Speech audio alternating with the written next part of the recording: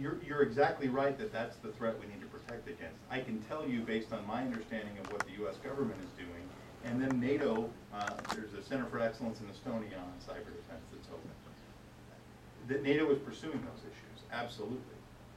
You know, in the context we're talking about is more realpolitik, you know, discussion. But I think that NATO is focused on that, and that is where NATO can prove to be relevant in the future, is addressing those things. I mean, the other, cyber is one. I think for the past 10 years we've been focused on, you know, radical terrorism, which fits into the same thing as cyber terrorism in that it's not necessarily state-sponsored, right? You're protecting against some threat from some entity that your conventional defenses do not protect you from. And in that sense, cyber terrorism is the same as regular terrorism, right? Although with cyber, you do get the additional element of state-sponsored cyber. You know, and China and Russia, and particularly China. I mean, tens of thousands of people work in the United States on protecting the United States from incursions by Chinese cyber threats. I mean, and so I think NATO is focused on that. But when we're talking about, but we're also functioning, NATO functions in this nation-state environment.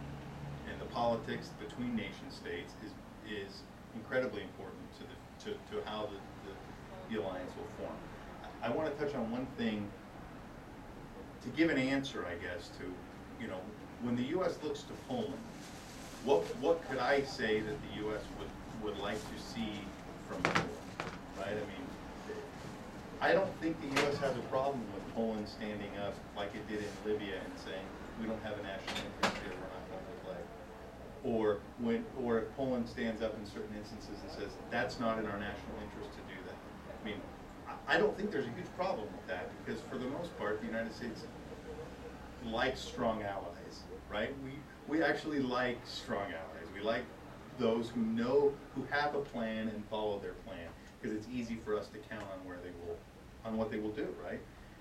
Where the U.S. would love to see Poland exercise its influence is regional, taking a leadership role in Central Europe, an increasing leadership role. And it's interesting because my own observation of Poland's leadership is they seem to straddle that line. Wanting to be at the big table, wanting to be with Germany and France and Italy and the UK and making the big decisions, but not quite at that level and not being accepted. It's not that Poland's not quite at that level, Poland's not accepted as being at that level. And so I think my thought is, at some point Poland needs to get to realize, look, you're not going to be loved by Germany and France and Italy like that. That's not where you're going to make your influence. Where you can make your influence is being the leader of the Baltics, and being the leader of the Visegrad, and being the leader of, and I think Poland does that and can do that. I think it can do it better. But recently President Komorowski had the president from Estonia and Latvia, not Lithuania. Not Lithuania this time. Maybe next time. Maybe next time Lithuania. But that's the exact thing that if the U.S. government were to say, what do we want Poland to do? That's what we'd love for Poland to do. Not because then we can manipulate that. That's not it. It's because Poland has a set of values that we like and a way of thinking that we like when it comes to security. And that's a Polish way of thinking. It's not an American way of thinking projected onto Poland. It's a Polish way of thinking. And we would like more of that thinking in the region. And for that reason, more Polish leadership in the region for us is better than less Polish leadership. And I don't think Poland will have a huge impact on Germans and on French on what they choose to do. But I do think Poland can have a huge influence on the Balts and on the Czechs and the Hungarians and the Romanians and what they choose to do. But I give the analogy when folks come to visit at the embassy from out of town, from the Pentagon or from wherever, and they ask me for, what can you explain to me Poland? And my analogy, and please help me with it, because if it's not right, please help me, is that Poland is like now 20 years after communism is like a 20-year-old young man, right? That sometimes is very adult and is willing to take on adult responsibility, and other times is not quite ready to do that, and doesn't quite know where its place is, and not just where its place is, but where it wants its place to be. It's not so much, Poland isn't strong enough; it can't be a Germany.